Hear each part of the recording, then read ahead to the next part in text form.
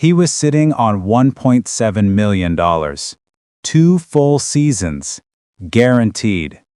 The biggest contract ever handed to a prop in the history of the Melbourne Storm.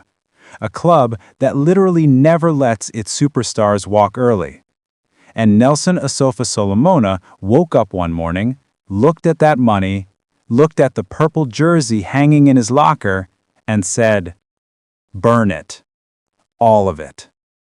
No goodbye post, no emotional tribute video, no forever grateful caption with the family and Craig Bellamy hugging it out. Nothing. Just radio silence for weeks while every journalist in the country was screaming the same lazy headlines. Naz quits for boxing. Suspensions finally broke him. Injuries ended the beast. Everyone swallowed the easy story. Everyone except the people who were actually listening. Last night, at 11:47 p.m., Nelson posted an Instagram story that lasted exactly 47 seconds. Most people blinked and missed it. I didn't. I had notifications on, screenshotted everything, and what I heard in the background of that video, what he actually said when he thought nobody important was watching, it's the real reason he walked away from the Melbourne Storm. And it has absolutely nothing to do with boxing, nothing to do with high tackles, and nothing to do with the knee injury they keep blaming. This is the moment the NRL doesn't want you to hear. Picture this. It's just him, sitting in a dark room. Only the glow of the phone lighting up that massive face. Hoodie up, eyes red, voice low like he's scared someone's listening through the walls. And he says, word for word, "I gave that club 10 years of my life, 10 years of my body, and in return they took something they had no right to take." He told me straight up, it's the jersey or it's them. And for too long, I kept picking the jersey. Dead silence after that.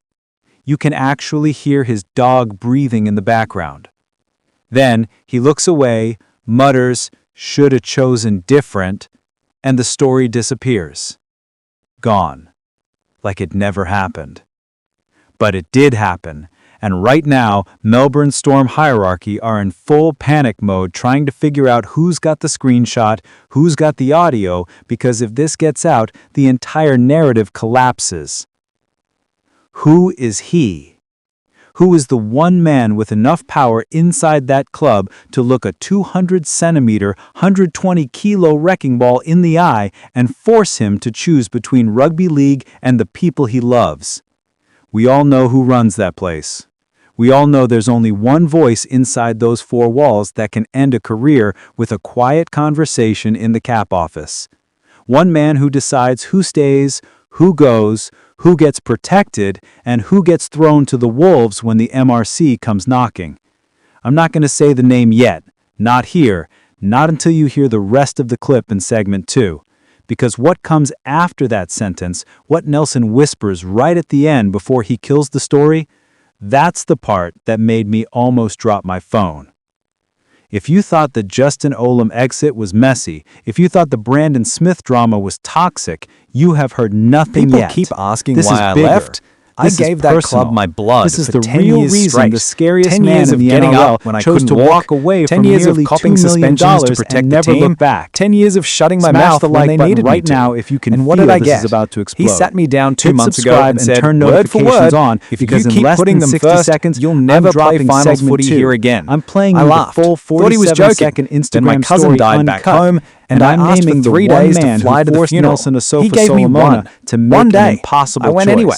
Came back, You think got you know dropped the to Storm? reserve grade for You don't attitude. know anything yet. That's when I knew. This is The Jersey Aussie don't love you NRL back. updates, and Never we are has. just getting so started. I chose the people who actually Don't you do. dare move. Simple as that. Segment 2 is coming Pause right it right now. there. Rewind 10 seconds. All right, listen no again more to the name teasing. he doesn't Phone say. on speaker, but everyone in that volume dressing room up. knows. This is He. the exact There is only 47-second one Instagram he story at Melbourne Nelson Storm. posted and Only deleted one last man night. who can bench I'm at playing it raw, 850k then a we're year breaking New it Zealand down line by international line so for there's going to zero a family confusion funeral. about what really only one happened man who inside can look Melbourne Nelson Storm. Asofa-Solomona dead in the eye and tell him his cousins, his aunties, his island family come second to purple colours.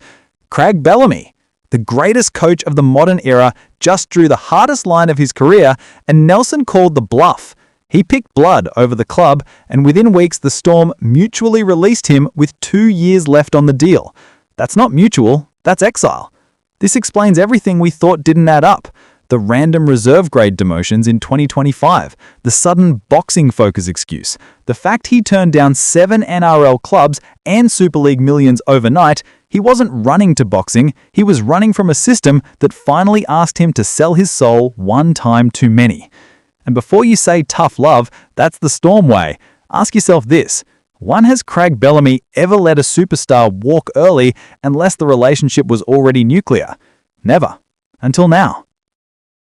Nelson Asofa-Solomona didn't quit the NRL for knockouts and highlight reels. He quit because the club that raised him told him family finishes second.